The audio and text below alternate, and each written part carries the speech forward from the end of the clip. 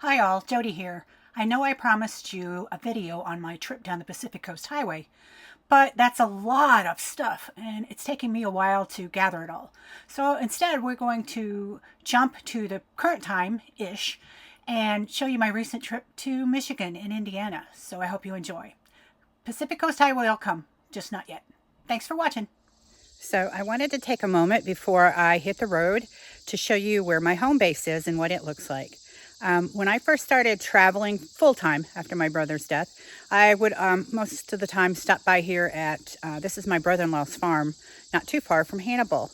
He and my sister let me stay here, and he had even hooked me up some electric that I could use when I was here. Well, it was so convenient, and I come back in the summertime to see the doctors and, just take care of annual visits, to have a place to stay. Unfortunately, oftentimes in the spring especially, but early summer, northeast Missouri and most of Missouri is known to have hail and strong thunderstorms as the weather starts to change. So I talked to them and we went halvesies on putting in a covered area for me to park my trailer. Also, we put in a concrete slab, and then eventually I even got some water. So I thought I'd take you on a tour first of the compound of my home base, and then just kind of show you my view at night, which is really nice here. Plus I get to visit with my sister and her family, so that's always nice. So let's take a look.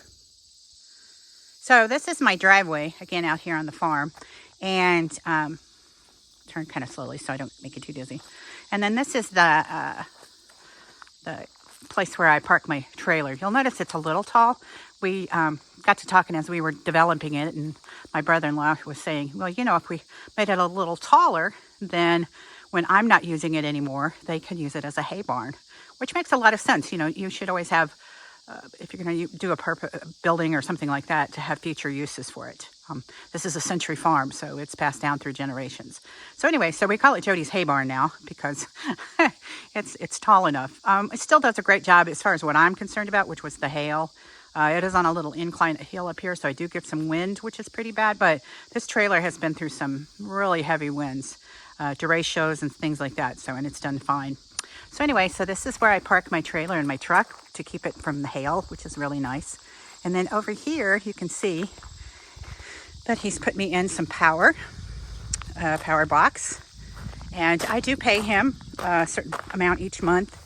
He doesn't ask for it, but I give it to him because that's the nice thing to do. That has 30 and 50 amp that he can use too as well, obviously, but it's been very, very handy for me to plug in. That's always, for me, the most important thing is to have electricity. I like my amenities. And then over here, they put in a water spigot. Now, this water spigot will be very useful for a number of reasons, not just for me to fill up my tanks, but my brother-in-law likes to wash the vehicles and stuff, I think, up here on the slab when I'm gone. And then plus my sister and them, they have chickens, gardens and those kinds of things. So having an extra spigot here, they have one on the other side of the chicken area. But this is very handy for me to fill up. I do stay off my tanks when I'm here. I'm not like full-time because I'd have to like run across my hose because it's on the opposite side of the driveway. But I just fill up my tank when I need. And then here again is the slab, and then here's my trailer. And this is Paolo. This is my sister's dog. This is my sister's dog, Paolo. And my dog Mia loves to visit with cousin Paolo when she's here because they both get to run around. He's older, so she kind of runs around, circles around him still, but he's a sweetheart. He likes to come over here because Aunt Jody gives him treats, doesn't she? Yes, Aunt Jody gives him treats when he comes. So anyway, so I just really enjoy it, having this. Not a big fan. They got birds up there. I want to get maybe some owls or something, well, like fake owls, because I get a lot of birds up there, and I'm going to have to check out my solar at some point because I'm pretty sure there's bird droppings. But anyway, you can see that I have it. It's really nice and fairly level. The guy that poured the concrete has a problem with a dip in the middle, but for me, it's fine. And then this is my view when I am here. And I have to tell you that I love the sunsets in Arizona, but there is a beautiful sunset here practically every night over there on that hill. So I'll share you a picture of that.